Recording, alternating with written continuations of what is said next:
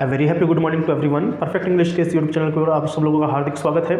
आज हम लोग क्या करने वाले हैं, आज हम लोग एग्जांपल्स देखने वाले हैं ट्रांजिटिव वर्ब के रिगार्डिंग, इंट्रांजिटिव वर्ब के रिगार्डिंग एंड जो डाई अपने पास ट्रांजिटिव वर्ब होती है उसके रिगार्डिंग। इसका मतलब कि पिछले कुछ वीडियोस के अंदर हम लोगों ने ट्रांजिटिव वर्ब को पढ़ा, इंट्रांजिटिव वर्ब को पढ़ा और डाई ट्रांजिटिव वर्ब को पढ़ा कि वो क्या होती हैं, क्या उनके फंक्शंस होते हैं और क्या क्या उनके यूजेस होते हैं, कैसे कैसे काम करती है। आज इस वीडियो के अंदर हम लोग क्या करने वाले हैं, 1 से लेकर 10 तक एग्जाम्पल को डिस्कस करेंगे और ये समझने की कोशिश करेंगे कि लिखा हुआ जो स्टेटमेंट है उसमें जो आने वाली वर्ब है क्या वो ट्रांजिटिव वर्ब है, इंट्रांजिटिव वर्ब है या फिर डाई ट्रांजिटिव वर्ब है। तो आइए without wasting further time let's come to the point. First example देखिए जरा ध्यान से, मोहन स्माइल्स। मोहन स्माइल, और मैंने आपको बता रखा है, एक बार फटाफट से मैं कॉन्सेप्ट को दोहराता हूँ चलो साथ साथ में, कि अगर किसी भी स्टेटमेंट के अंदर, अगर किसी भी स्टेटमेंट के अंदर या सेंटेंस के अंदर लिखा हुआ जो वर्ब है, लिखा हुआ जो वर्ब है, अगर इसका मुझे आंसर मिल रहा है किससे, व्हाट से और whom से, अगर मुझे व्हाट और whom से आंसर प्रोवाइड हो जाता है, या अगर मैं ऐसे बोलूं कि वर्ब मुझे व्हाट और whom से क्वेश्चन पूछने पर आंसर प्रोवाइड करवा देती है ना, तो मैं क्या बोलूंगा कि जो सेंटेंस में लिखा जाने वाला वर्ब है वो क्या है, मेरे पास में ट्रांजिटिव वर्ब है। ओके, और अगर ये काम वो नहीं कर पाती है वर्ब, मुझे जो है इंफॉर्मेशन प्रोवाइड नहीं करवा पाती है रिगार्डिंग व्हाट एंड होम, तो मैं क्या कहूंगा, मैं ये कहूंगा कि सर लिखा हुआ जो सेंटेंस में मेरे पास जो वर्ब है वो इंट्रांजिटिव वर्ब है। क्लियर। और अगर मुझे सेंटेंस में व्हाट से आंसर मिलता है तब तो मैं डायरेक्ट ऑब्जेक्ट बोलूंगा उसको, और अगर होम से आंसर मिलता है सेंटेंस में मुझे तो मैं उसको इनडायरेक्ट ऑब्जेक्ट बोलूंगा। और जिस सेंटेंस में दोनों ही मेरे पास ऑब्जेक्ट मिल जाते हैं, फर्स्ट ऑब्जेक्ट और सेकंड ऑब्जेक्ट, मतलब कि व्हाट से सवाल पूछने पर मुझे आंसर मिल रहा है और होम से क्वेश्चन पूछने पर मुझे क्या मिल रहा है, आंसर मिल रहा है,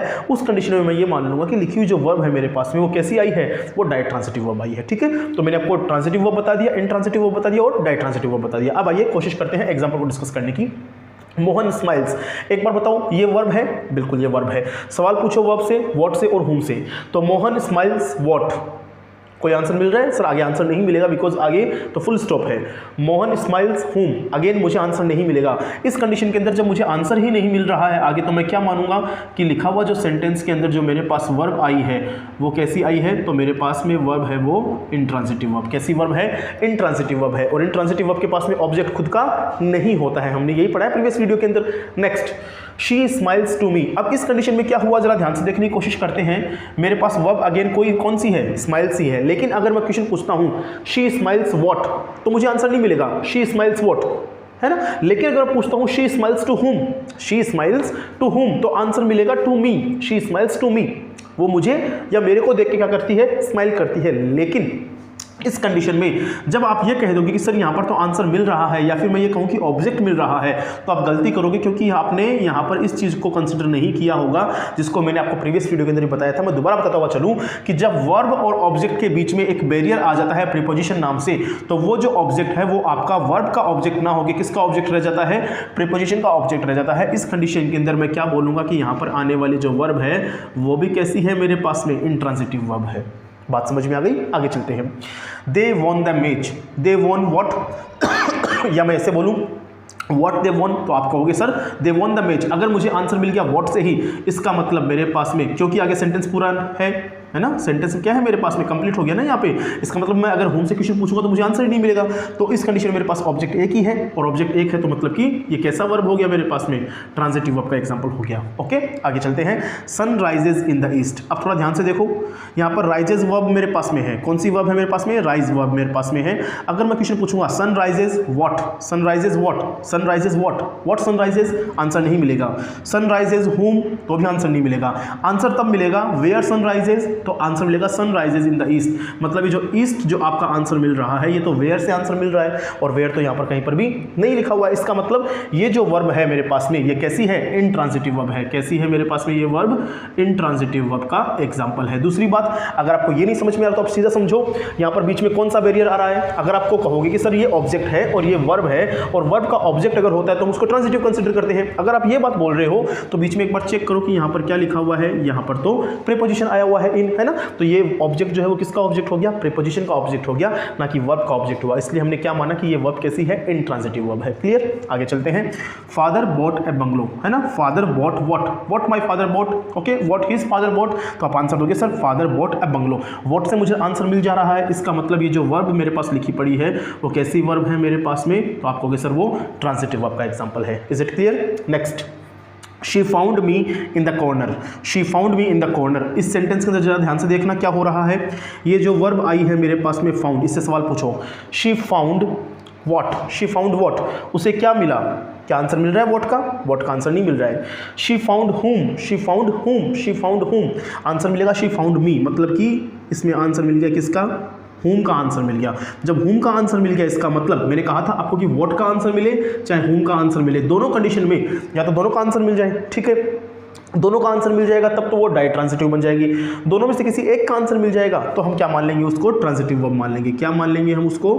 ट्रांजिटिव वर्ब मान लेंगे। ओके, आगे देखो, तो शी फाउंड मी, अब हमारे को आंसर मिल गया ना। अब यहाँ पर देखो इस ऑब्जेक्ट के पास में डायरेक्ट वर्ब आई है, मतलब यहाँ पर कोई भी बैरियर नहीं है बीच में, ना तो कोई प्रीपोजिशन ना कुछ हो रहा है। हाँ, अगर आप यहाँ जाते हो इस वाले ऑब्जेक्ट के पास में तो ज़रूर आपको क्या मिल सकता है? प्रीपोजिशन मिल सकता है, लेकिन हम इसको तो कंसिडर कर ही नहीं रहे हैं। क्यों? क्योंकि हमें तो सिर्फ मतलब इससे ऑब्जेक्ट से है। अगर वर्ब के पास ऑब्जेक्ट आ गया, अगर वर्ब के पास खुद का क्या आ गया? ऑब्जेक्ट आ गया, तो हम क्या मानेंगे उसको? ट्रांजिटिव वर्ब मानेंगे। Is it clear? Next, Rajat gave some fruits, what Rajat gave, Rajat ने क्या दिया? तो Rajat gave some fruits, answer मिल रहा है मुझे व्हाट से, तो व्हाट से आंसर मिलते ही मेरे पास वर्ब कैसी आ जाएगी?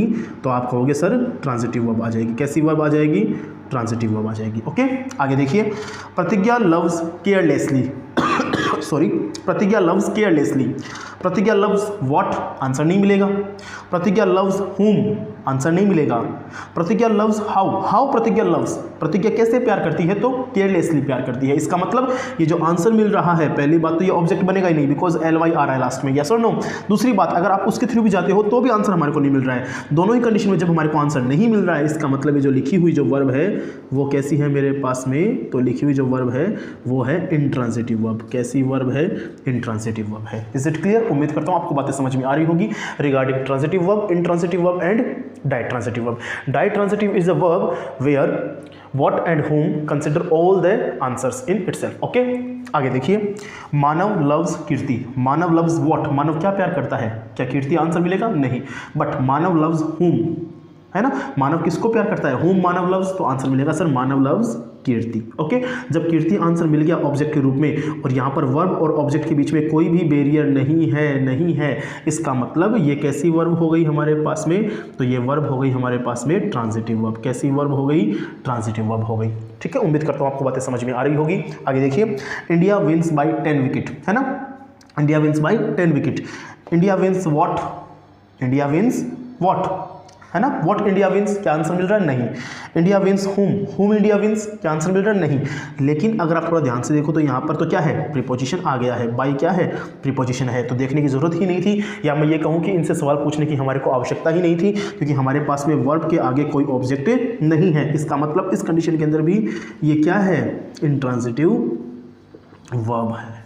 आ गई बात समझ में? तो हमने सॉरी इस वीडियो के अंदर कोशिश की है एग्जाम्पल के थ्रू ये समझने की कि सेंटेंस में आने वाली जो वर्ब है वो कब तो क्या बन जाती है? आपकी ट्रांजिटिव वर्ब बन जाती है, कब इंट्रांजिटिव बन जाती है और कब वो आपकी डायट्रांजिटिव बन जाती है। ओके, तो उम्मीद करता हूँ आपको ये छोटा सा जो है practical implication regarding verb transitive, intransitive and ditransitive समझ में आया होगा। कोशिश कीजिएगा इसको सॉल्व करने की। अगर if you have any query regarding this topic please comment below and till then enjoy yourself. Thank you so much.